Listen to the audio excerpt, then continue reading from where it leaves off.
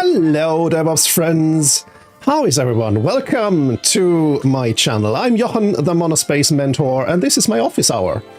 An hour of you asking questions if you like, and me answering questions if I can. Hey Exeteat, good to have you. I'm so happy to see that you had a good time off, and yeah, maybe it was a good opportunity to reset and get back on a good trajectory. We need to train talking. Okay. Yeah, talking about strategy, that's definitely something that I have been missing as well. I try to do my personal retreats every quarter, because that's a good time span to look forward and make some plans and set goals and things like that. Everything beyond a quarter is pretty hard to plan and might be just conjecture. And unfortunately, after doing my previous personal retreat in November last year, I did not find an opportunity to do another one until beginning of this week, because of work stuff and because of conferences I attended and time off I took, things like that.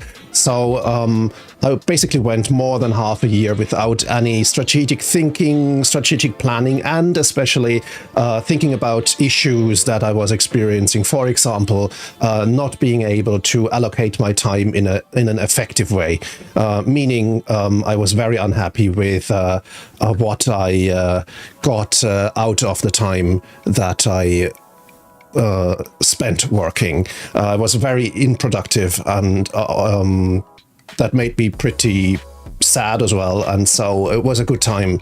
It was really overdue that I took some time where I could think about the more mid-term and long-term future.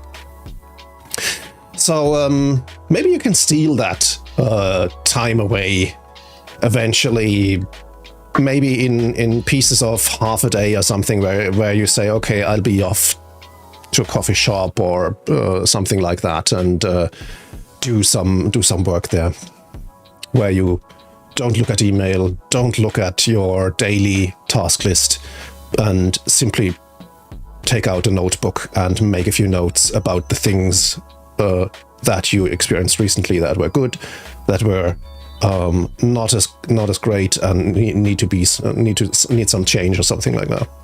We can talk about personal retreats in the context of your questions, though. This is not the monologue hour, it's the office hour. So I'll invite you to post questions to qa.monospacementor.com. Why does the pop-up not appear anymore?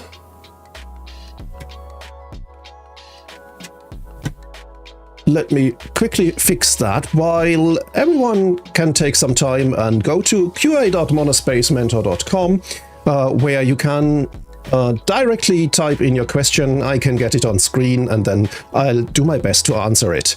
And I'd really like to get the visual pop-up on screen as well. That just doesn't seem to work anymore. That's really strange. But before I do that, Exegete asked, said I've taken a few hours of sitting in the park with the iPad. It's nice. Try to do that more. Yeah, that's exactly what I was referring to. Simply take a little bit of time off where you don't think about the short-term stuff, and instead get your focus on a more long-term course. Give me just a second, because I really want to find out what's wrong here, and then I'll go and answer the first few questions that have already popped up on the board. Thank you for that. Let's see. The QA panel is supposed to trigger Atom. Okay, and that doesn't work apparently. Let me see. Where's Atom? There's the show Q&A URL. Let me trigger that once more.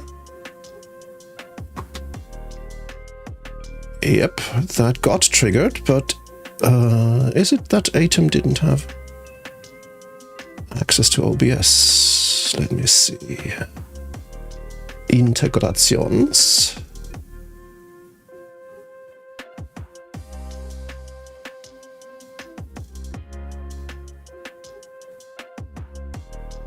I think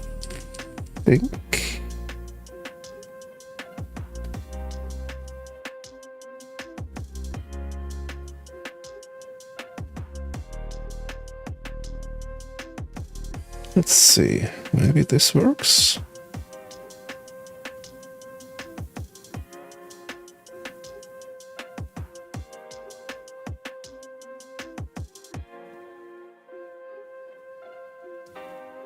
We'll see. It's not that important. What's more important is your questions. So let's get started.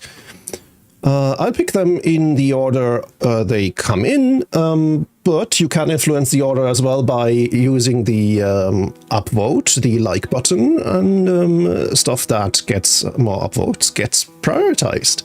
So, first question that came in was, any thoughts on Vanilla OS, immutable Linux distribution based on Debian? I really like seeing that Debian-based distributions now get atomic distributions as well. I mean,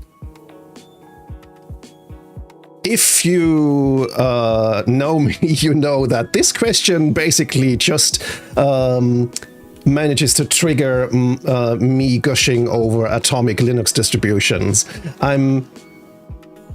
I think atomic Linux distributions have been about as important, or have become about as important for Linux on the desktop, maybe even Linux installations in general, but let's keep it to where I get to experience them, which is on the desktop, as test-driven development for my infrastructure code. Because it boils down to one thing, and that's peace of mind. What I meant in terms of infrastructure code, the first years I operated our managed hosting infrastructure was without having tests for our infrastructure code. And so whenever we deployed something, we of course did our best to do diligent work, but there was always a fingers crossed and let's hope moment when we deployed something, and standing by to fix stuff that broke because of our updates. And when we introduced tests into that code base and got more and more test coverage, the confidence with which we could deploy changes increased tremendously by, I can say, orders of magnitude. And that created a lot of peace of mind, and being able to deploy without much fear has been a tremendous change for our daily work. And with atomic Linux distributions, it's basically the same. You can run updates without fear, without just having to hope that it doesn't break your running system, or does it that it not breaks your system when you reboot next time because of some kernel bug or something like that. And that's because how these atomic distributions work. When you install package updates, they don't get applied to your working set of packages that are running right now during the update. So they can't impact your running system. They will only get enabled when you reboot next time. And if that reboot happens and breaks, or if you reboot and then with time realize, oh, something has broken, something doesn't work anymore, then you can simply reboot again and choose your previous set of packages and get back to a working installation. And that gives you so much peace of mind, because you know I can do updates without fearing, okay, there is a risk of taking out my machine for days while I keep debugging and rebooting and do all kinds of stuff, as we probably all did during our use of Linux as a desktop system. In my case, I happily enable auto updates, so I don't have to take care of updates myself anymore. Sometime during the day, my system updates its packages, and when I switch the machine off at night, or if I just happen to have time to reboot, then I do that, and I get all the latest goodness of my packages, and So that's really great. And I can highly recommend using an atomic distribution. That's why I'm really happy to see that not only the Fedora-based or RPM-based distributions like Fedora or OpenSUSE have their atomic variants, but also now the Debian-based ones. And I haven't used Vanilla OS myself in practice, but I'm really happy to see it.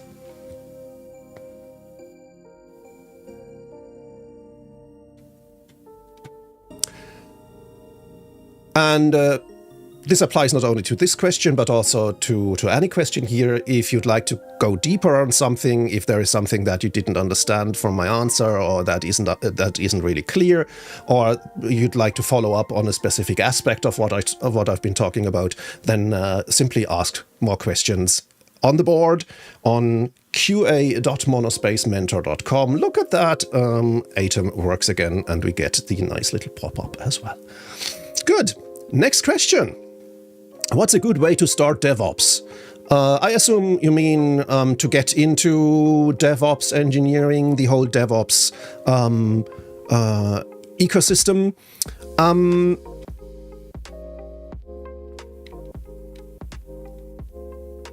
Not sure what angle you expect me to take here, but this might surprise you when I say a good way to get into DevOps is reading a book called The Phoenix Project. The Phoenix Project is an easy read because it's basically a novel that packages in its story the thoughts behind DevOps. And I think getting a feeling for what DevOps is in the first place is a good start. And then you can always get into things like Docker, setting up CI and CD systems, maybe even tackle Kubernetes or something like that. All the DevOps goodness that's out there in the open source ecosystem. But I think having a solid, let's say, philosophical foundation, I think, is a good start into this whole racket. And the Phoenix Project is definitely one of the books I recommend for people who are new to the whole DevOps movement. That has been around for, what, 15 years now? So yeah, my direct answer would be read the Phoenix Project and then get to more practical things, and we can of course always get into those as well in this Q&A session. And here's another DevOps related question. Keep the questions coming, post them to qa.monospacementor.com. I'm happy to try and answer them. In your experience and/or opinion, does increasing release velocity improve software quality? My spontaneous answer would be, if ever it was so easy. First of all, we probably need to define what release velocity is. And if it just means pushing people more, I don't think it'll have a positive impact on software quality. But if it means what the motto says, release often, meaning small changes in a high frequency instead of big changes in bigger intervals, then I'm all for it. Making small changes just limits the blast radius of these changes and makes it easier to roll out stuff without breaking everything. And if you break something, then it's easy to find where the breakage is, maybe add a few tests that prevent regressions in the future, and then go on making changes. So making small releases in a higher frequency is definitely something where I think it improves software quality, because they're quicker to make, they require less interaction between people in the team. They depend less on other pieces of software. So by breaking down stuff... Get the subs in launch mode. We are at DEFCON 1. DEFCON 1. Let's use the defend command. And raiders, welcome. You can, of course, always use the attack command as well. TBD Gamer, thanks for the raid. I see you have to run. I hope you had a great stream. I hope you had a lot of fun. Have a great weekend. And raiders, welcome. I'm Jochen, the Monospace Mentor, and this is my office hour. And so let me defend one more time. Defend the channel. My office hour means people ask questions, put them on qa.monospacementor.com, where I can get them on screen, as I do here.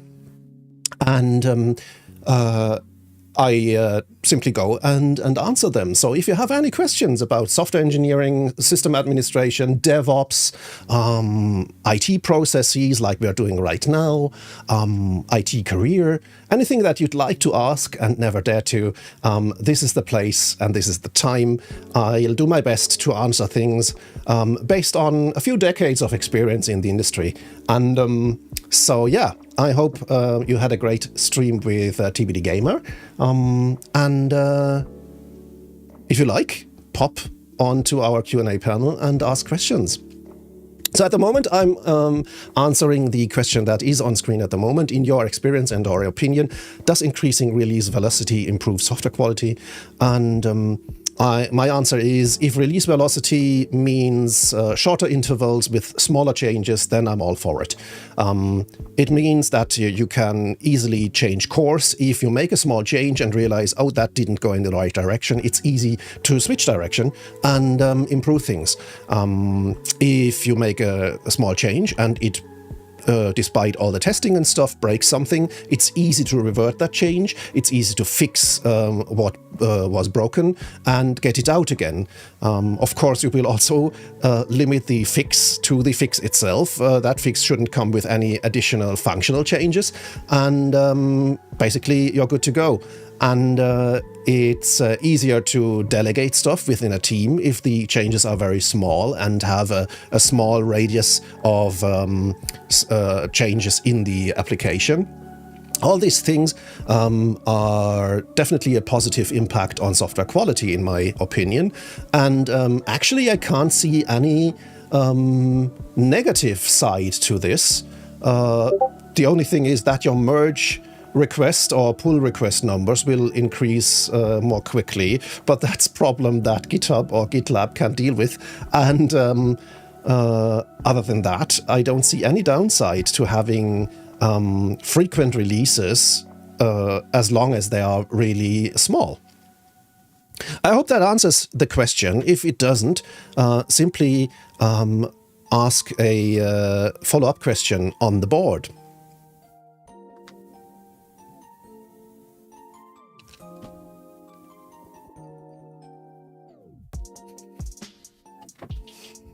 Until there's another question, I can hydrate.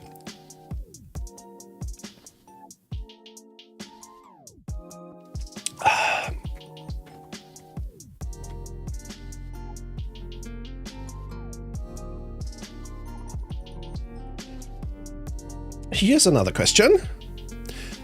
What do you think of SSL-based development locally? Is it really worth it, given production configuration will almost always be different and local certs that are trusted don't match container-based certificates, etc.? Feels like a lot of pain for not a lot of value. What say you? Huh. That question honestly catches me a little bit unprepared, because I don't do SSL-based development locally either. Mainly for the reasons that you named.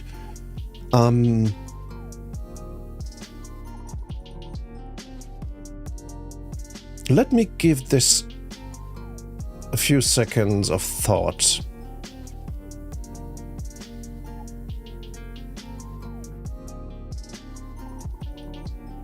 I recently had the problem that I wanted to get my monospacementor.com website, which is based on WordPress, running locally because our hosting platform doesn't allow changes to the code on the hosting platform itself. The whole application code is read-only on our hosting application. So things like the auto-update for plugins or things like that doesn't work.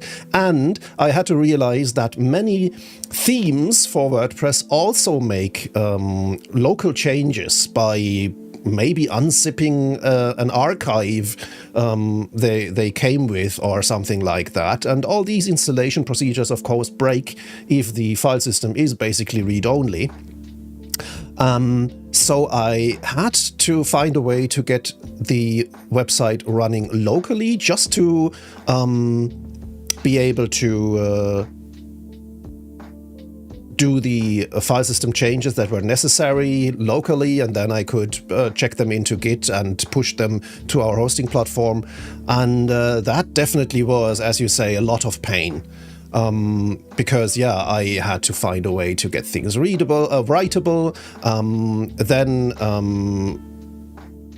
some themes that I wanted to try out tried to download additional things, so that needed to work. And I think I even tried to get the website working using SSL because some theme even tried to talk to itself via HTTP, and that didn't really work out either. So, I mean, mainly that's a problem of these plugins because that's a weird way of doing things, and it goes against I think more professional development processes, just unzipping an archive on a live site and things like that. But yeah, I experienced myself how hard it can be to set up a local installation that basically works like a production instance, including SSL and all these things.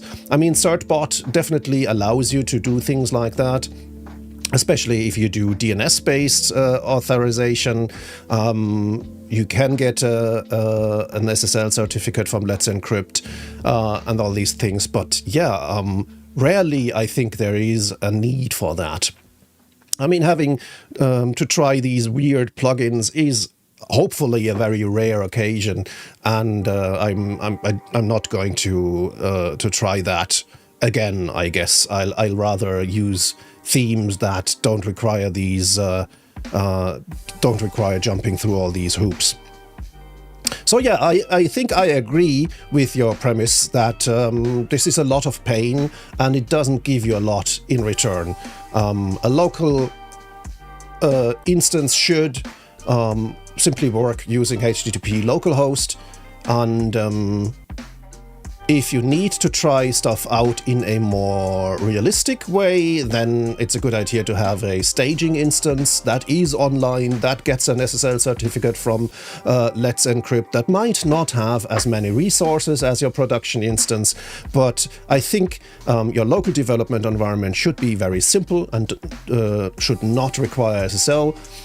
Then it's basically, in my mind, mandatory to have a staging instance where you can test things in a more realistic way, where you can see that your code that you're going to deploy to production does actually work in a realistic environment. And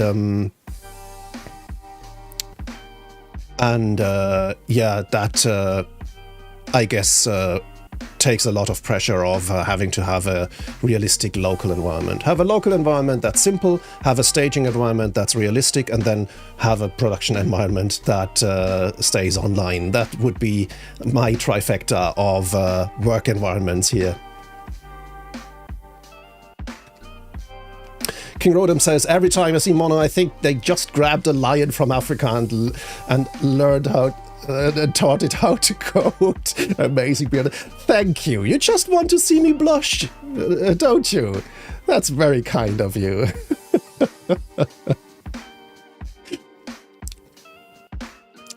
You're making my day, King Rodham. All right, so again, if you have any questions that are a follow-up on my answers or that are new, post them to qa.monospacementor.com I love your questions, and I love trying to answer them, because more often than not, I learn something from them as well. And no, so far I haven't taught any wildlife to code.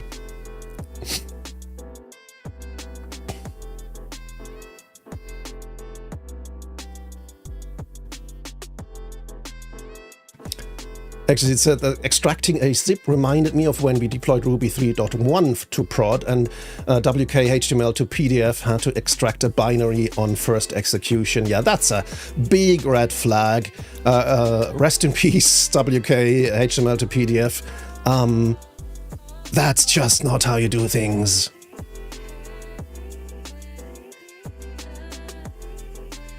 King Roden says, cheers, boss. Happy weekend too. Have a great one.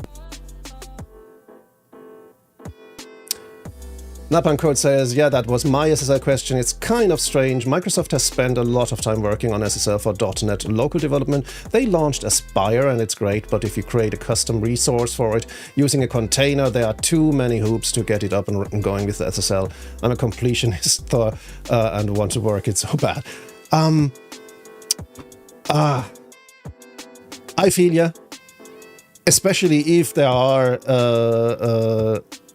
means in place where you should be able to do it, then of course, yeah, you ask yourself, why am I not able to do it? Is it me or is it them?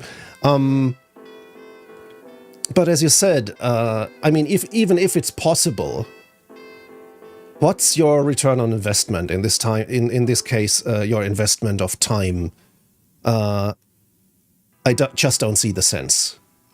There's not real benefit for that, because I mean, I can see being able to test SSL is a good thing. For example,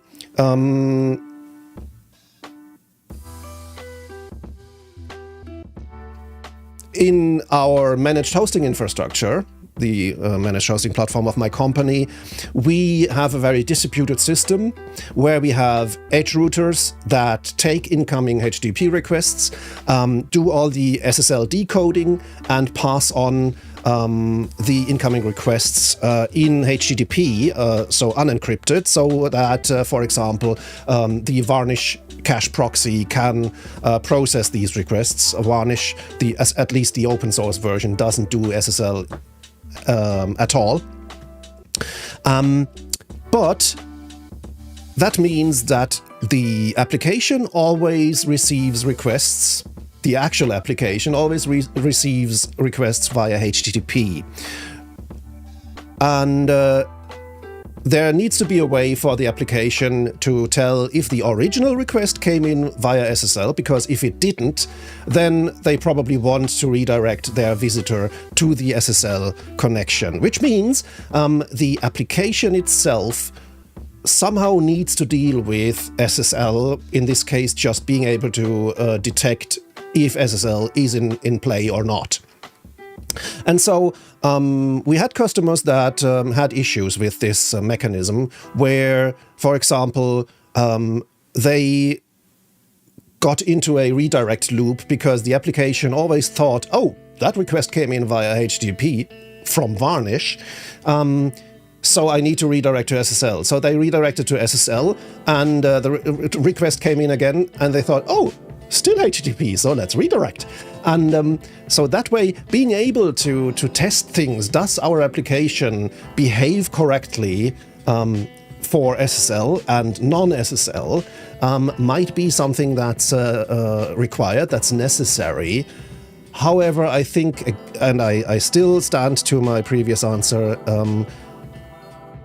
that's what the staging environment is for, where you have an actual virtual host or even a dedicated host running your application on a different domain, maybe a subdomain like staging.product.com, and then you can test if things work there. Getting that scenario running on a local developer workstation, I would think that takes a lot of work for just this single scenario. And once that scenario is checked off, I don't see much benefit anymore in having an SSL-capable development setup at all. And so yeah,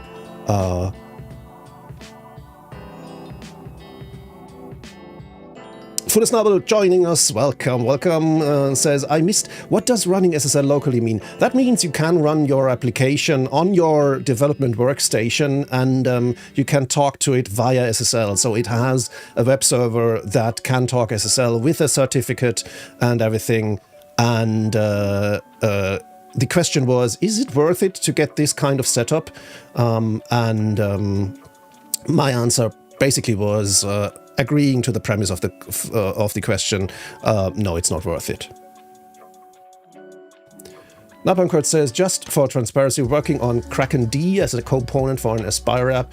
Everything MS, of course, works great for SSL. However, they are okay making requests against localhost with is what the .NET tooling mints assert for.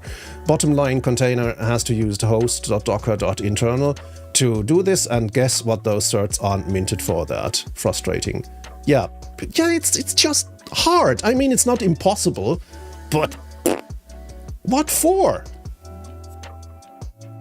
Napankurt says, Fullesnabel, yeah, that is what I kind of question. I mean, do you .NET? Why does MS even really push this? I have no idea. I mean, there's always a story behind things. And probably there were people who asked for this, and so Microsoft tried and implement them. But really, at least from the use cases that I had so far in the last few decades, I just don't see the use.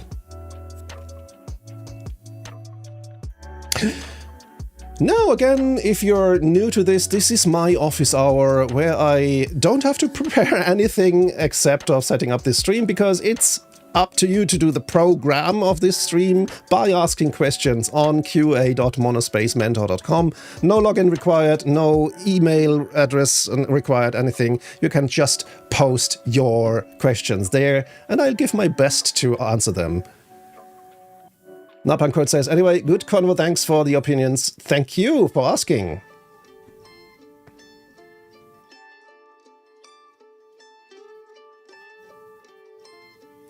A few years ago, when I was searching how to do SSL in Ruby, the only links I found was to how to turn off cert validation globally in the Ruby process.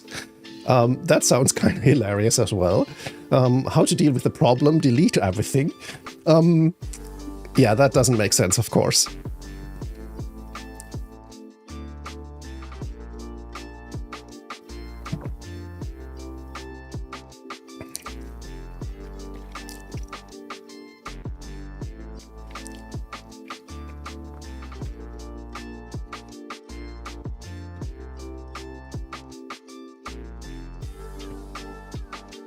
Following up on that, basically, applications should not have to deal with the whole encryption issue at all, except maybe for these edge cases, as I described before, with being able to redirect people to HTTPS. But other than that, things like that should be dealt by infrastructure that's in front of the application.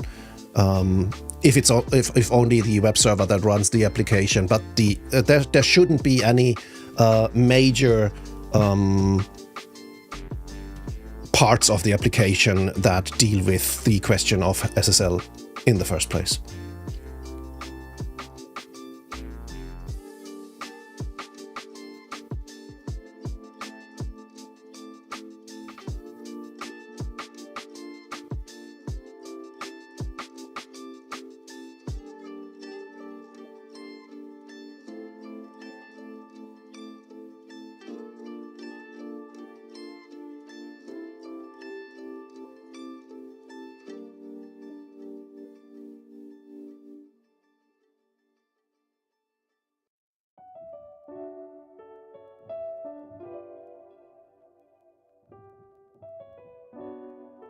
That's actually a good question for Snabel. Have you asked the people that work on Aspire? I have no experience in the whole Microsoft ecosystem. I have never done anything .NET based or things like that, so I don't have any practical experience, but I think these things apply beyond runtimes and frameworks.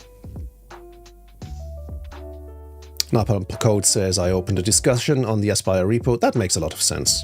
Get it from the horse's mouth.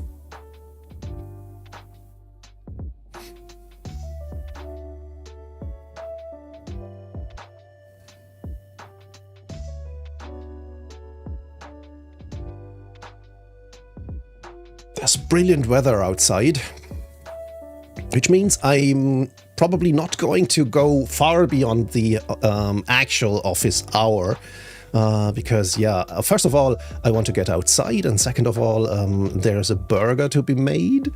I got all the ingredients in the fridge, and I'm looking forward to having a late lunch. So keep posting your questions to qa.monospacementor.com, just like this person asking, I went to college for a software engineering degree, got a full-time upon graduation in the building automation industry, HVAC, security, lighting, etc. Just over 1 year in, and I'm realizing the building automation industry isn't for me. How do I transition to a different role or field in the software engineering space when all my experience is using proprietary software built off a COBOL variant? Oof. Wow, that's a spicy question.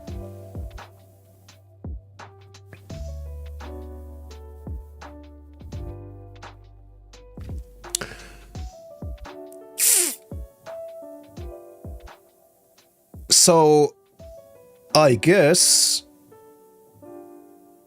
if you are basically, so you're basically finding yourself in what you perceive as a dead end. The building industry isn't probably building automation industry isn't probably the most progressive one, and as proven by the software that you had to work with, which seems to be based on very legacy tech.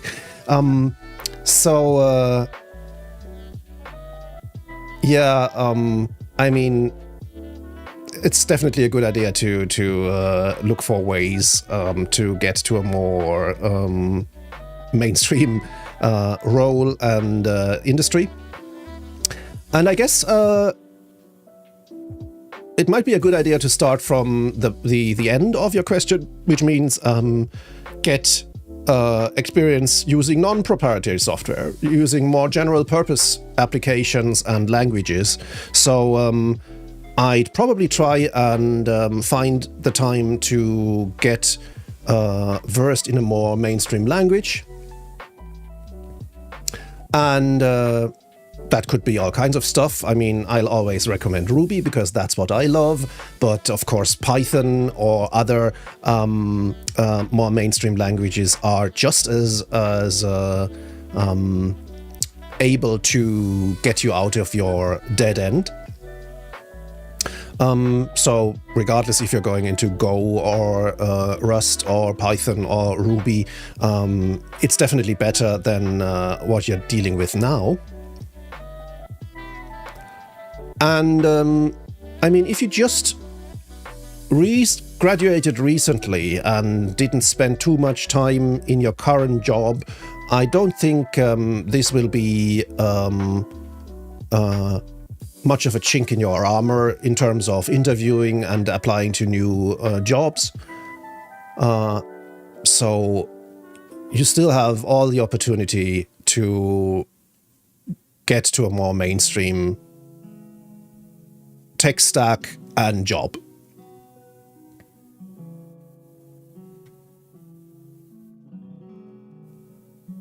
Does that make sense?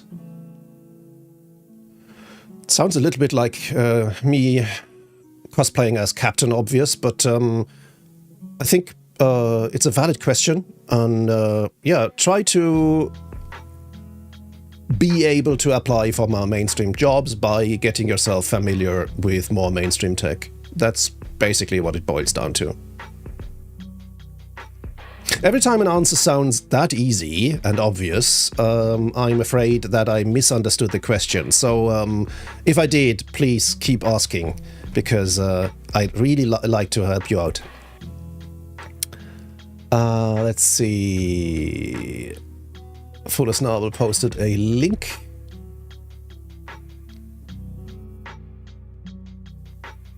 And said, but I know the feeling of GitHub discussions. I have raised questions many times and I'm usually ignored. Depends on the project, I'd say. Fulosnawa says, my conclusion is my questions are not very interesting. Don't blame yourself.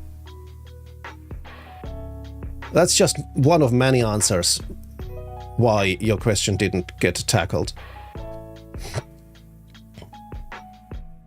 So many projects are simply mismanaged, or the maintainer is completely overwhelmed. Unfortunately, that seems to be the sad reality of many, especially open source projects.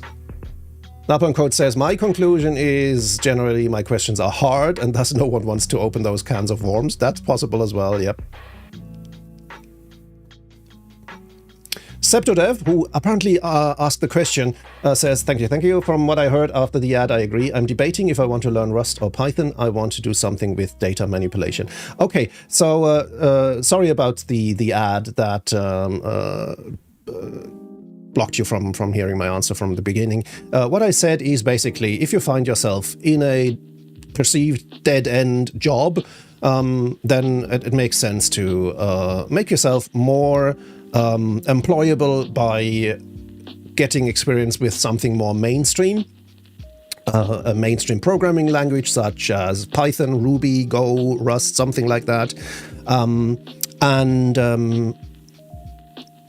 Yeah, depending on where you would like to rather work. If you want to get into web development, it does make sense, of course, to get yourself acquainted with all the web technology. And lately, people have been, and I'll do a little aside here, people are more and more suggesting learning the foundational technologies again, like being able to work with vanilla HTML plus CSS plus JavaScript.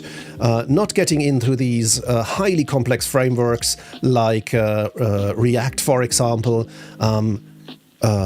building it up from the basics, being able to write clear HTML, combine it with CSS styling, and CSS has had a great evolution in terms of its capabilities, and then add a little bit of JavaScript on top in vanilla.js files where you add the client-side logic. That's something that web developers keep recommending lately, and I wholeheartedly agree, even though I'm not really a full-time web developer. SeptoDev, thank you for joining the stack. I appreciate it. Hope to see you a lot around here. So yeah, get your hands on a good programming book that introduces you to the language of your choice, and start doing your own projects in that. If your job doesn't allow you to spend time on that on the job, then you'll probably have to do it off the job in your spare time. That's sad, but it might be a good investment for your future career. If you have more concrete questions around this, post it to monospacementor.com, rather qa.monospacementor.com, like questions and answers. .monospacementor.com. You have the questions. I hope I have at least a few of the answers. So post them there.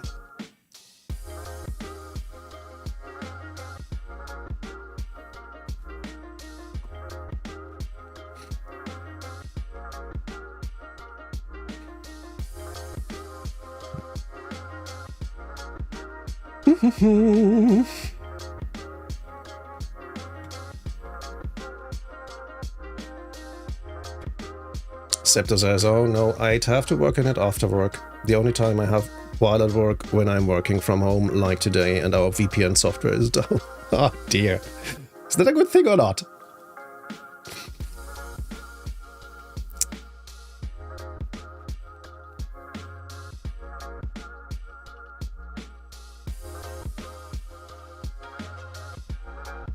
Where are we in time? Okay. So.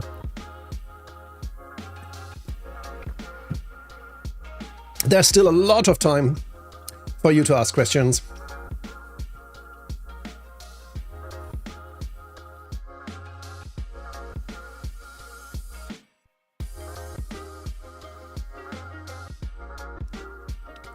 On a personal note, I feel much better than I did when I woke up. I didn't really sleep well last night, and my sleep tracker said I had about I spent about 4.5 hours sleeping or so like that, or something like that, and I did feel it when my alarm went off. So I took the freedom of sleeping in a little bit, which meant I woke up at 11 a.m. and I still felt a little bit groggy and had a pang of bad conscience because of all the work time I lost. But at least I'm feeling better physically now. And with all your questions, I actually feel a little bit more productive than I did before as well. So thank you for asking questions.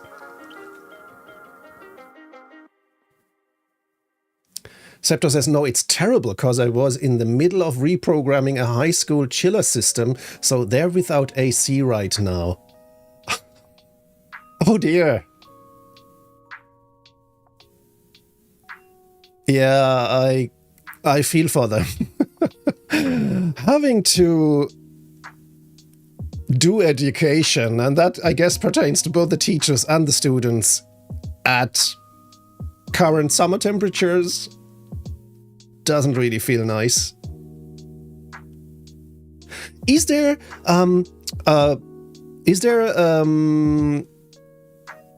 something like we had back in Germany that students actually get time off school if temperatures are going above a certain level?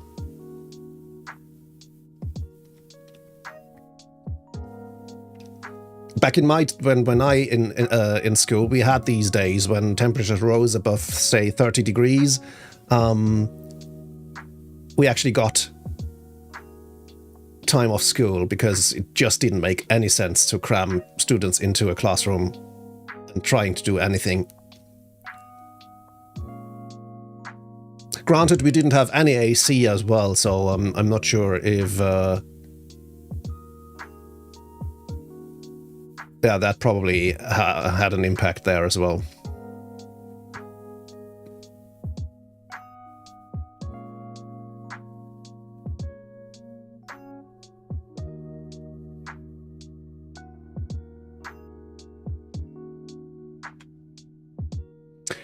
Chugging Coffee is joining us and offering their services. I'm willing to sprint around the school blowing on a damp cloth to cool the air for 197,599.93 per hour. I mean, that's a once-in-a-lifetime opportunity. People get chugging coffee.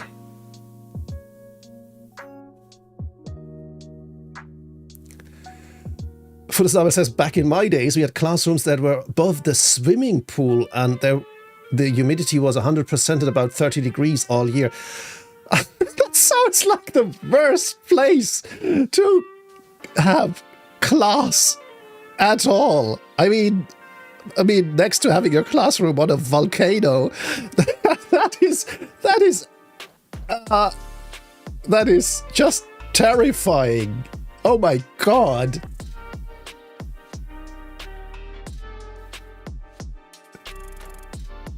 That's like having class in a jungle. Minus maybe the spiders and stuff, but oh God. Septodev says, if it reaches above a dangerous temperature, it can, but it's not hot enough outside to cause that where I'm just hot and humid enough to be miserable. Yeah, okay, so there's a kind of an emergency plan where, yeah, if it's basically becoming dangerous to health, that school's off, but other than that, It's just about making it more bearable, I guess. Okay. Fulasama says, then they taught us geography, which I found boring, so I slept through that. I would have too. Unfortunately, that still shows my geography knowledge is spotty on a good day.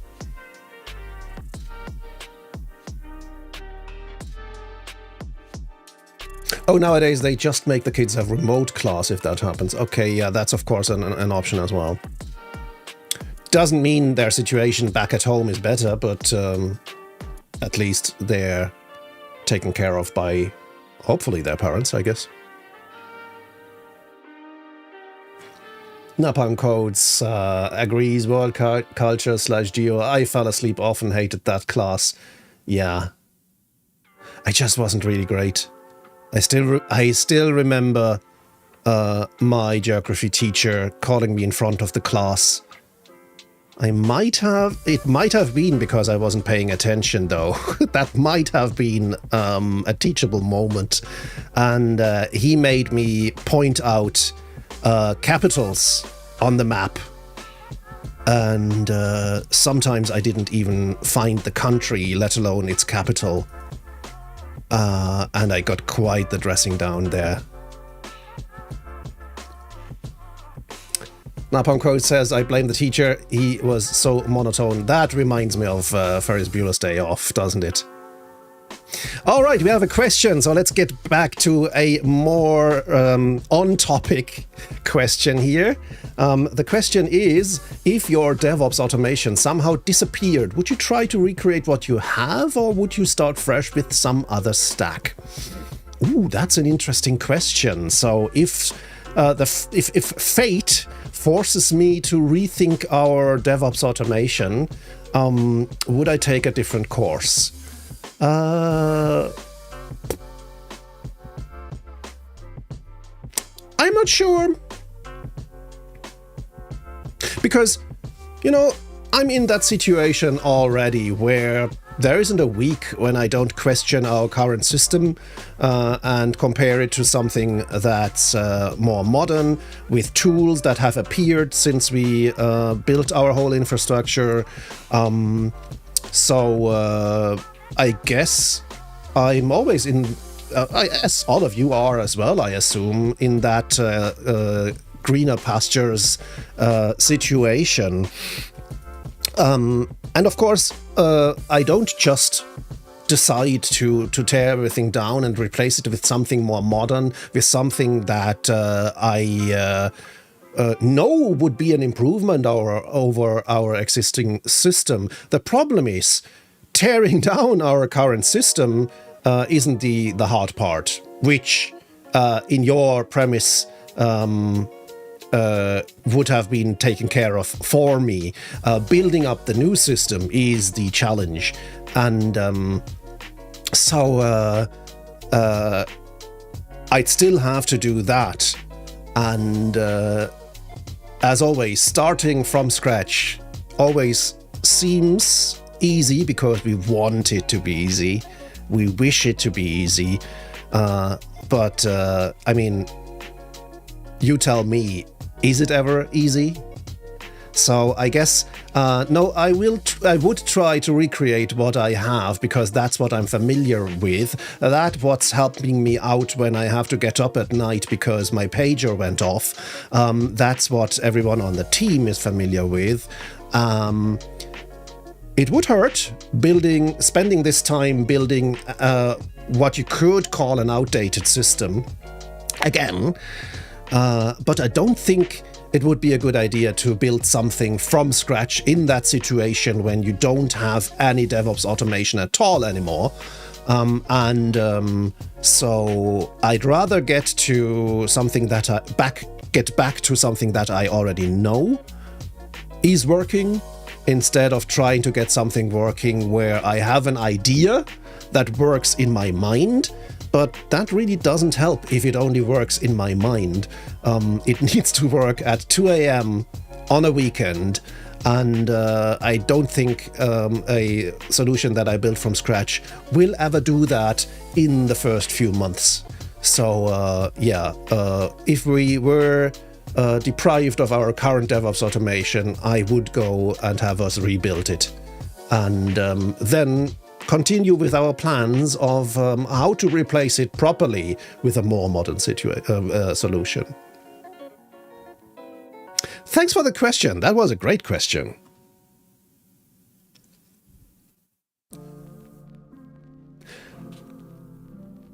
Frogberg is joining us, saying good morning. Good morning, Frogberg. Hope you're having a great start into your Friday.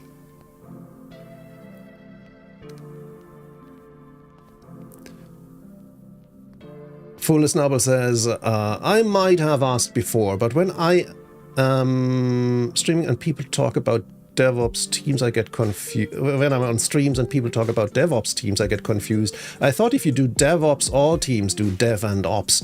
If you have separate DevOps teams, it seems you do traditional Dev and Ops teams. Yeah, it's a little bit... you have a point there. We are using terms in a bit of an ambiguous way. But at least from my perspective, if we're talking about DevOps teams, it means basically teams who have realized that you can't separate Dev and Ops anymore. That Dev needs to have knowledge about what their application is going to do on the production infrastructure, and operations need to have an insight into the code that gets deployed so they can do the best job they can. Don't, at least if I talk about a DevOps team, don't take it as something that actually tries to do DevOps in a single team. It just means, when I'm talking about DevOps teams, I mean developers and operations people collaborating in a way that the whole DevOps movement intended. And Fudesnabel also agrees it's easy until the moment your nice code hits reality. Yep, that's definitely my experience as well. Exegete says the DevOps team, I think, ends up building a platform which the other teams program against. The platform is their product that they ship using DevOps principles, which abstract away the low-level implementation. The rest of the team uses the platform as their starting point. And that's also a good description of we now call platform engineering, actually. Frogberg says, lol, this whole week has been hurry up and wait. Hopefully I'll have access to the things I need access to next week. And Exegete asked the question that I was just about to ask myself. So the job panned out? Glad to hear it. Let's see. Yeah, started last month re-onboarding at a place I worked at previously. Has been a nightmare. Still have accounts I can't access. Oh dear, but hey, congratulations. I'm so happy that that thing is taken care of for the time being. Oh, you must be so relieved.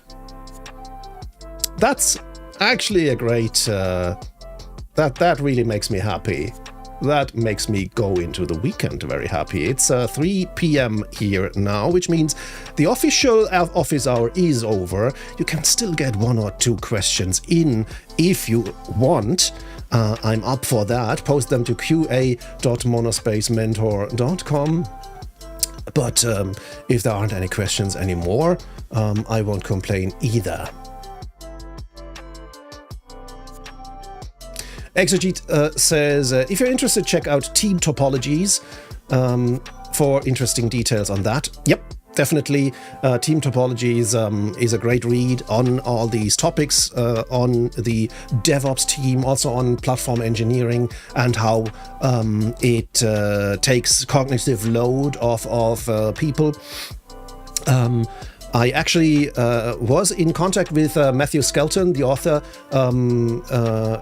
recently, and we might actually go ahead and do a cross promotion for our communities. Speaking of, if you are interested in joining a community that's very inclusive, that's a safe space for asking questions as well, then check out the serverroom.sh. The memberships start as at moderate levels, at the same level as a Twitch subscription, but it'll give you so much more in return. So if you want to get access to our forum where you can ask questions, to events that we do regularly, at least after the summer break, where we do all kinds of community events, and where you might even get free access to all of my educational material that I'm going to come up with, then the serverroom.sh should be where you go next.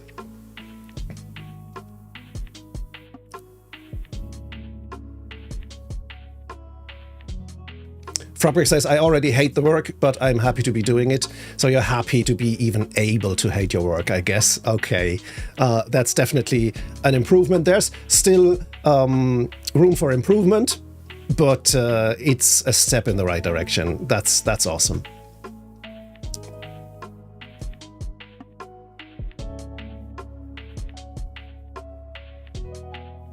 Foolisnabel asks, but why don't we call the platform team rather than DevOps teams? Because we're sloppy.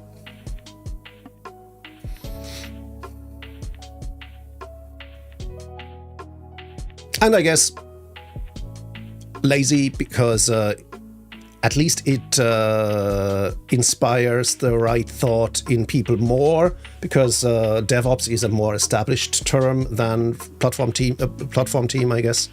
But yeah, all in all, you're perfectly right. Platform team is the more precise and more descriptive term.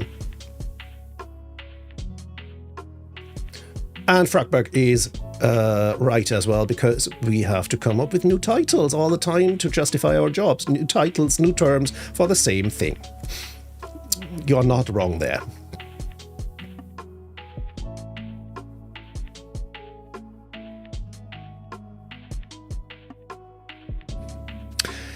All right, folks, that's a good point to wrap up. Let me check if we can raid someone. Is there someone we can raid? Let me see. Huh.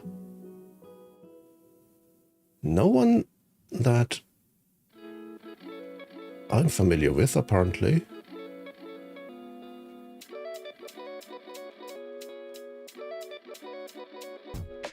Any suggestions who we could raid?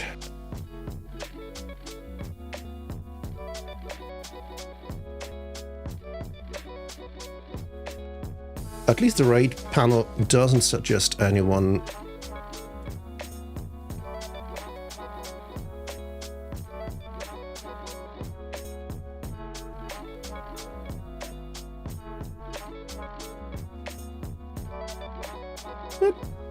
Jackie Codes is just getting started, so yeah, we'll raid Jackie Codes.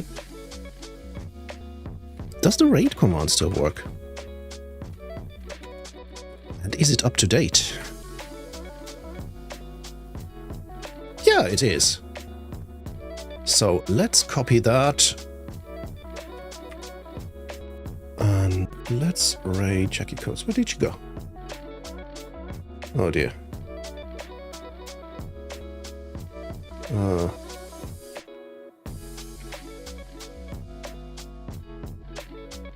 There we go.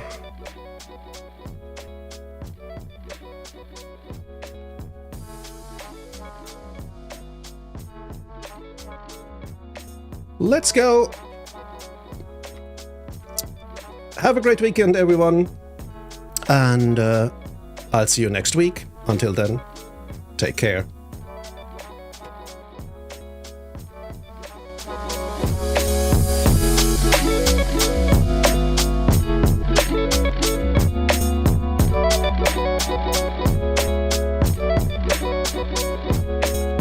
Let's go! Monospace Mentor. Software developer since 1984. Goddamn, that's awesome. What's up?